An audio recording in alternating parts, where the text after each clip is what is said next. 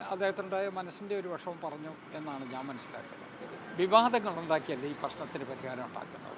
ആൻഡിയമ്മൻ്റെ ഭാഗത്തു നിന്ന് ചില പരാമർശങ്ങൾ ഉണ്ടായിട്ടുണ്ട്. ചില അതൃപ്തി രേഖപ്പെടുത്തുന്ന രീതിയിലുള്ള ഇതാണ്. പാലക്കാട് തെരഞ്ഞെടുപ്പിൽ അദ്ദേഹത്തിന് പ്രത്യേക ചുമതലകളൊന്നും കൊടുത്തില്ല, അദ്ദേഹം ഒഴിച്ച് ബാക്കി എല്ലാവർക്കും ചുമതലകൾ കൊടുത്തു എന്ന രീതിയിൽ ഒരു പരസ്യമായിട്ട് അതൃപ്തി രേഖപ്പെടുത്തുന്ന സാഹചര്യമുണ്ട്. പാർട്ടി ഇതിനെ എങ്ങനെയാണ് നോക്കിക്കാണുന്നത്? അദ്ദേഹത്തിൻ്റെ അഭിപ്രായം രേഖപ്പെടുത്തി എന്നുള്ളതല്ലേ ഉള്ളൂ. അദ്ദേഹത്തിനുണ്ടായ മനസ്സിൻ്റെ ഒരു വിഷമം പറഞ്ഞു എന്നാണ് ഞാൻ മനസ്സിലാക്കുന്നത്. അതെന്താണെന്നുള്ളതിനെക്കുറിച്ച് വിശദമായിട്ട് നോക്കണം. സ്വാഭാവികമായിട്ട് അദ്ദേഹത്തെ കൂടി ബന്ധിപ്പിക്കണമെന്നുള്ള കാര്യമാണ് പറഞ്ഞത്. അതെന്താണ് എന്നുള്ളത് പാർട്ടിയുടെ നേതൃത്വം അത് പറയും. അതുകൊണ്ട് അത് അവസാനിക്കാനുള്ളത്. ഇത്തരത്തിലുള്ള പരസ്യം ഇപ്പം മറ്റൊരു അതൃപ്തി കൂടി വന്നിരുന്നത് എം കെ രാഘവൻ്റെ ഭാഗത്തു നിന്നും ചില പ്രതികരണങ്ങൾ കൂടി വന്നിട്ടുണ്ട് കണ്ണൂരിലെ കോളേജുമായിട്ട് ബന്ധപ്പെട്ട്. ഇത്തരത്തിൽ നേതാക്കൾ പരസ്യമായിട്ട് അതൃപ്തി രേഖപ്പെടുത്തുന്നതിനെ പാർട്ടി എങ്ങനെയായിരിക്കും? ഇത് രണ്ടും കൂടി ഒരുമിച്ച് കാണരുത്. എം കെ രാഘവൻ്റെ കേസിനകത്ത് അദ്ദേഹത്തെ പ്രതിക്കൂട്ടിൽ നിർത്തിക്കൊണ്ടുള്ളൊരു ആക്ഷേപമാണത്. അത് സ്വാഭാവികമായിട്ടും പബ്ലിക് ലൈഫിൽ നിൽക്കുന്ന ഒരു വ്യക്തിക്ക് ഉണ്ടാകുന്ന ഒരു മനസ്സിൻ്റെ വിഷമാണ്.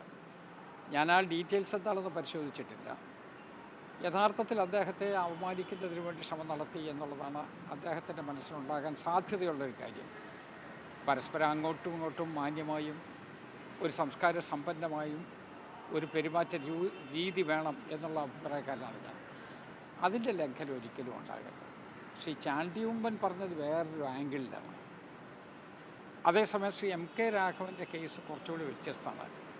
അദ്ദേഹത്തെ അപമാനിക്കാൻ ശ്രമിച്ചു എന്നുള്ളതാണ് അദ്ദേഹത്തിൻ്റെ ആക്ഷേപം. ഈ ചാണ്ടി ഉമ്മനുമായിട്ട് നേരിട്ട് സംസാരിക്കുമോ സാർ ഈ കാര്യത്തിൽ? അത് നോക്കട്ടെ. ഞങ്ങൾ സാധാരണ സംസാരിച്ചുകൊണ്ടിരിക്കുന്ന ആളുകളാണ്. എന്താണ് അദ്ദേഹം പറഞ്ഞതെന്നുള്ള അതിൻ്റെ വിശദാംശങ്ങൾ സ്വാഭാവികമായിട്ട് നമുക്ക് പിന്നീട് മനസ്സിലാക്കാൻ കഴിയുമല്ലോ. അത് കൊണ്ടത് അവസാനിക്കാനുള്ളതേ ഉള്ളൂ എന്നാണ് എൻ്റെ വിശ്വാസം.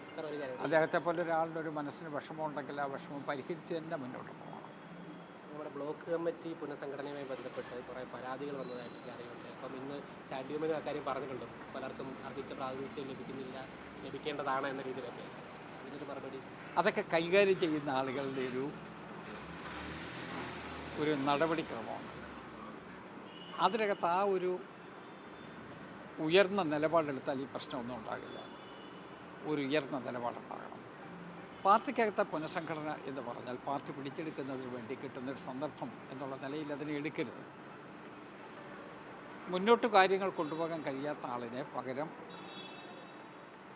പ്രാപ്തമായ രൂപത്തിലുള്ള ആളിനെ വെക്കുന്നു എന്നുള്ളതാണ്.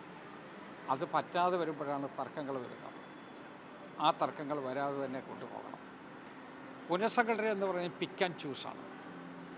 മറ്റ് തെരഞ്ഞെടുപ്പാണെന്ന് പറയും ഭൂരിപക്ഷം കിട്ടുന്നവർ ജയിക്കും, ഭൂരിപക്ഷം ഇല്ലാത്ത ആളുകൾ പരാജയപ്പെടും.